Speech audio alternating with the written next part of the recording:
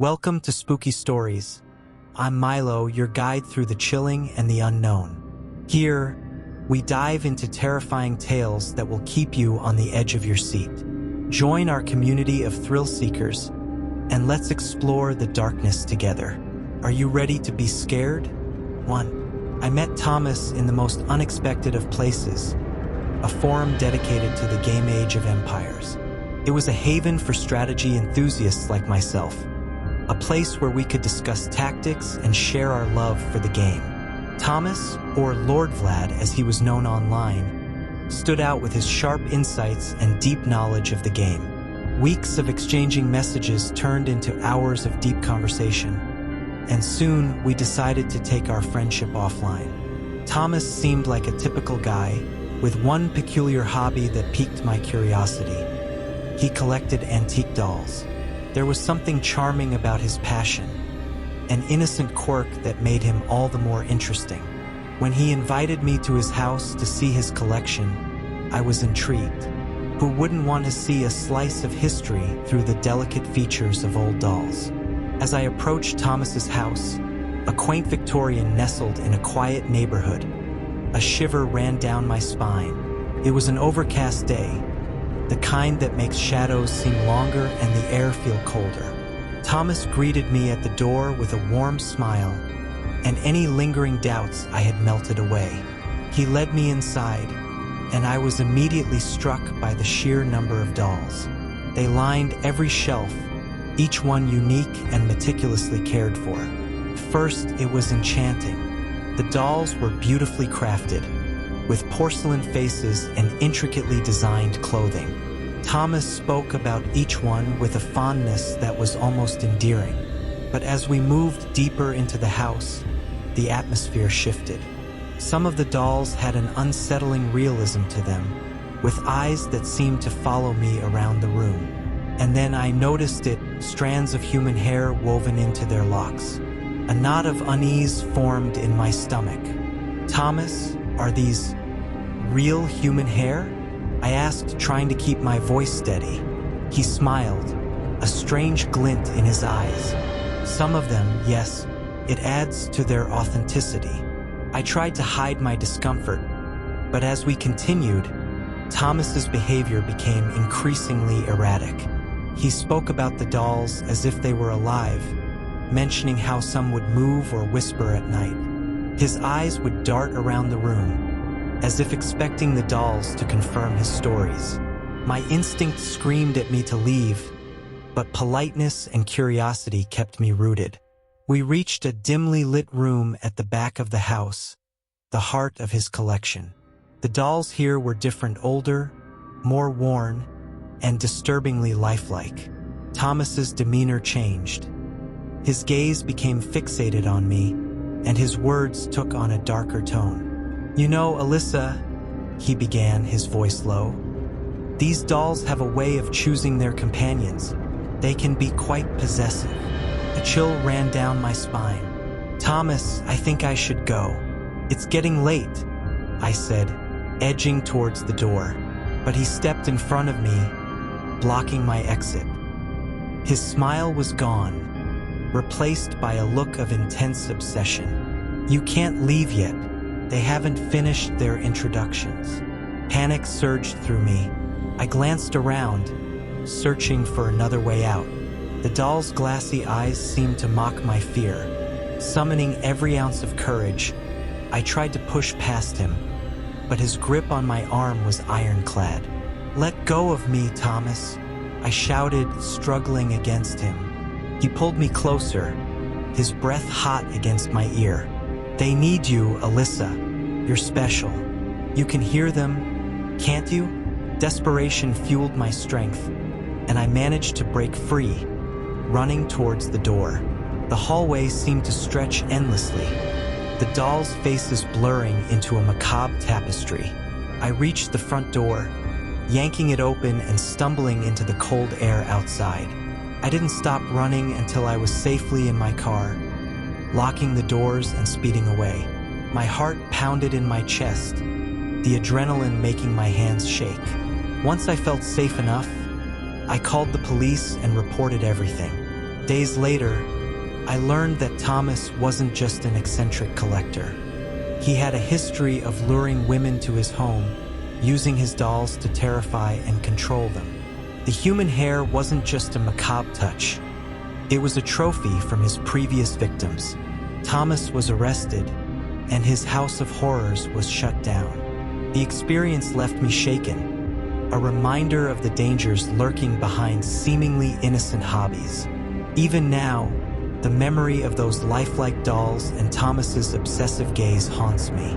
It serves as a chilling reminder that not everything is as it seems, and that sometimes the most ordinary people can harbor the darkest secrets.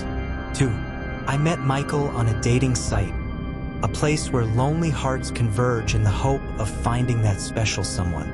Our initial conversations were electric, filled with shared interests and mutual admiration.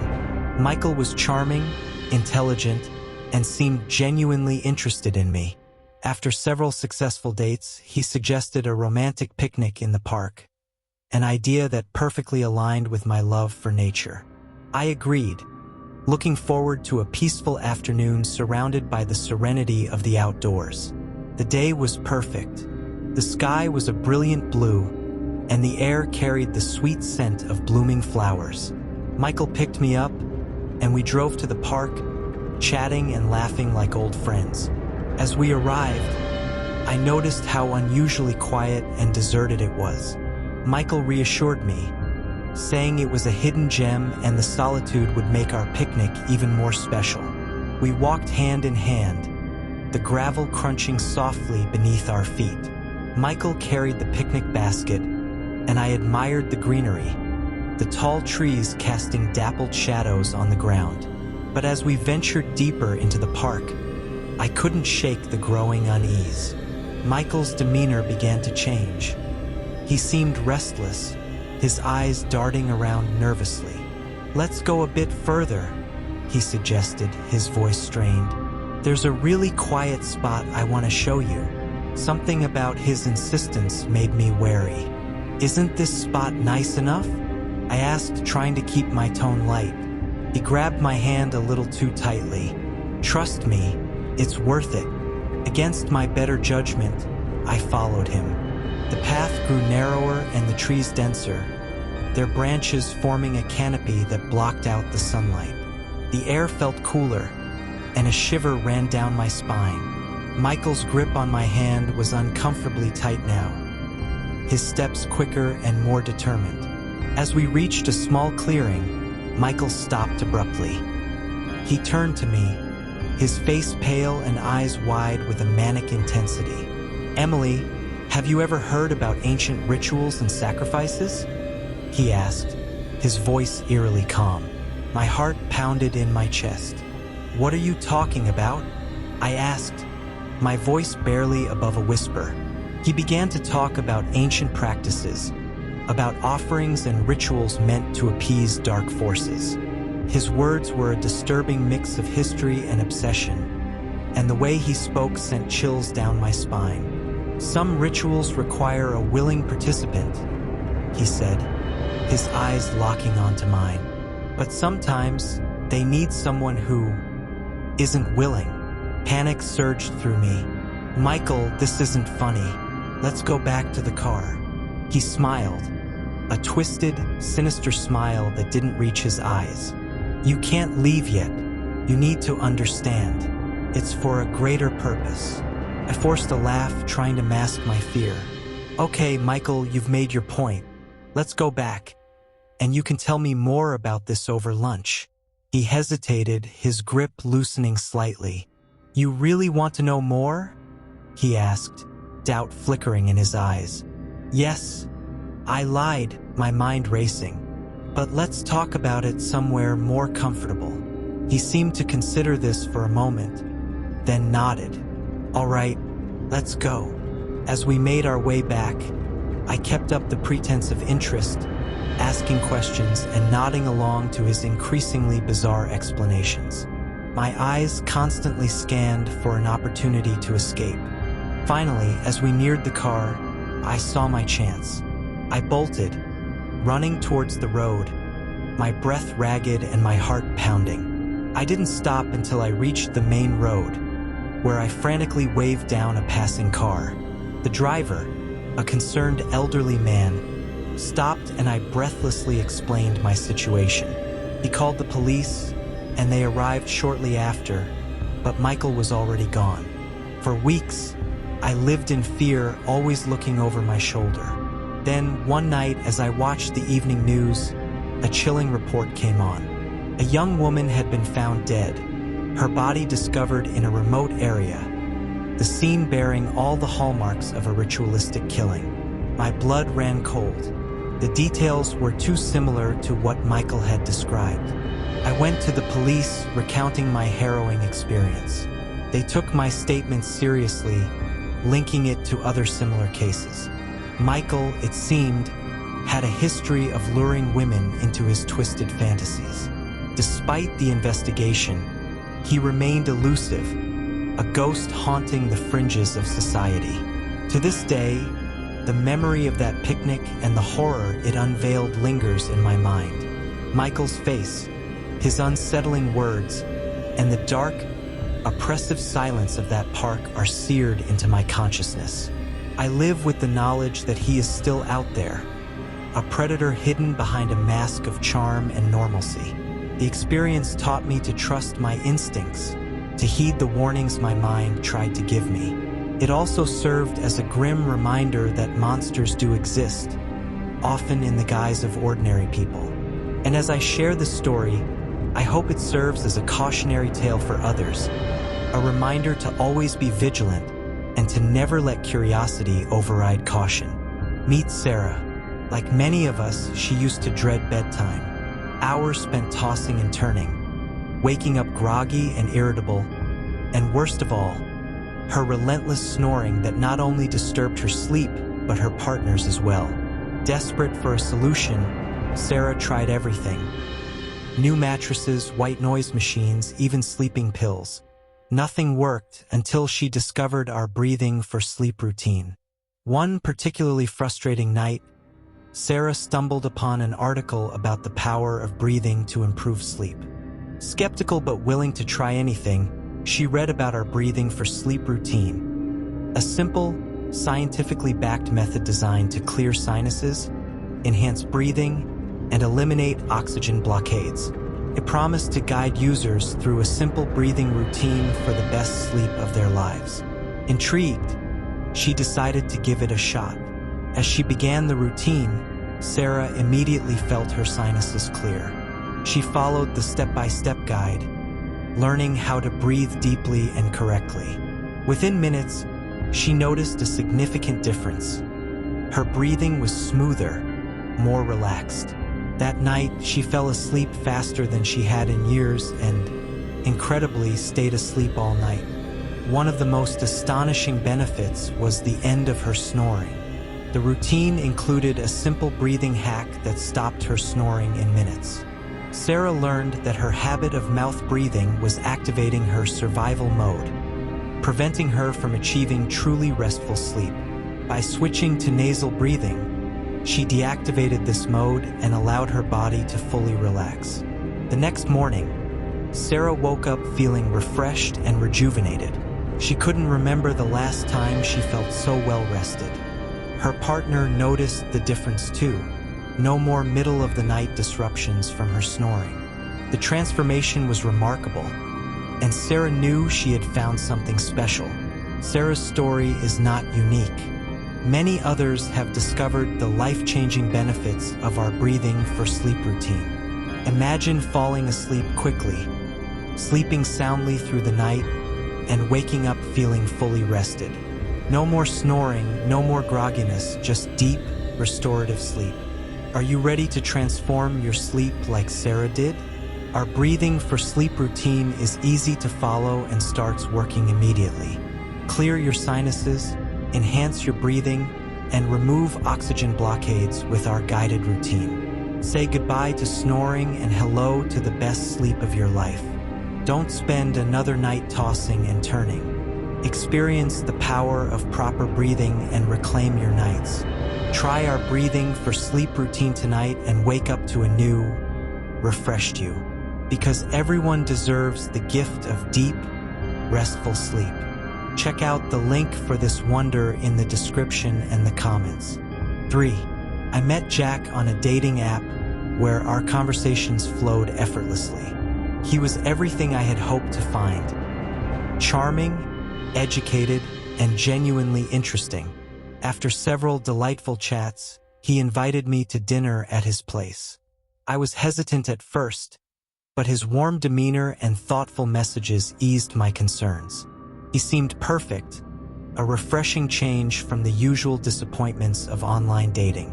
The evening of our date, I arrived at Jack's house, a beautifully kept home in a quiet neighborhood. He greeted me with a smile, his eyes twinkling with genuine excitement. The house was tastefully decorated, exuding a cozy and inviting atmosphere. We chatted over a glass of wine, and I found myself relaxing, enjoying his company more with each passing minute. As we moved to the dining room, I couldn't help but admire the effort Jack had put into the evening. The table was set beautifully, with candles casting a warm glow. Dinner was exquisite, each dish meticulously prepared. Everything seemed perfect, almost too perfect. But as the night wore on, subtle changes in Jack's behavior began to unsettle me. His charming facade slipped, revealing a side that was disturbingly possessive. He started making comments about how he liked me to dress, how he wanted me to behave. His tone grew more insistent, his gaze more intense.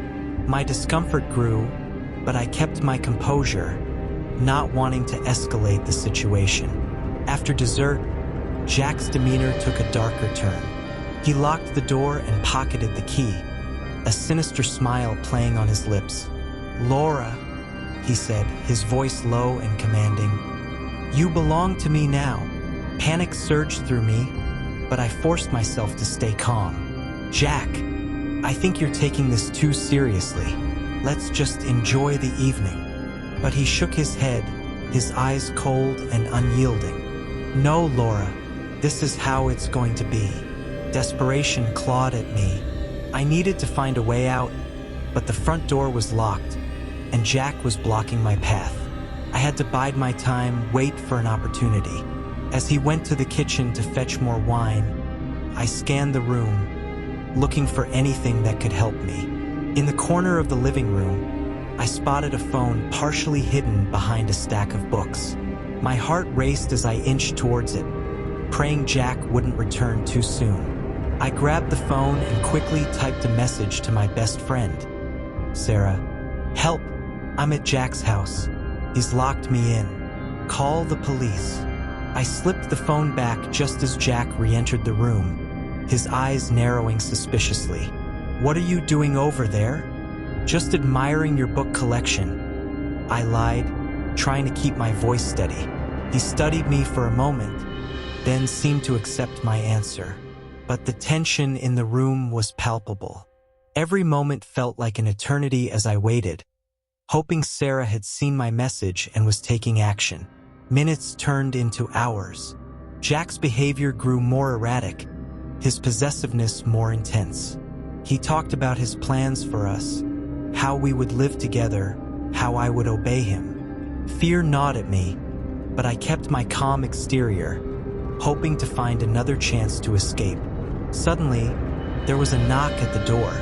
My heart leapt with hope, but Jack's expression darkened. He grabbed my arm, dragging me towards the basement.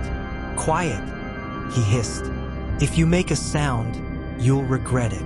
He forced me down the stairs into a dark, damp basement. To my horror, I saw Sarah there, her hands tied, her eyes wide with fear. Jack pushed me into the corner and tied me up as well. "You two will learn your place," he muttered, leaving us in the darkness. Days passed in a blur of fear and desperation. Jack only brought us water and a bucket for our needs. The basement was cold and musty, the darkness oppressive. Sarah and I tried to stay strong, whispering encouragement to each other, but hope was fading. Then, Miraculously, we heard footsteps above. The door burst open, and light flooded the basement. Police officers rushed in, freeing us from our bonds.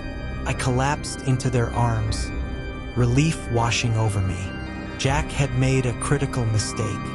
He had forgotten to disable the phone I had used to send the message. The police traced the signal, leading them to his house. He was arrested, his sinister plans thwarted. In the aftermath, Sarah and I supported each other through the trauma.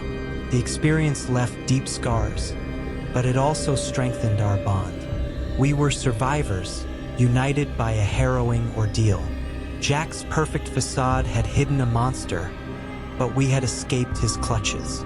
As I share this story, I hope it serves as a stark warning. Trust your instincts, stay vigilant, and remember that sometimes the most charming exterior can conceal the darkest intentions.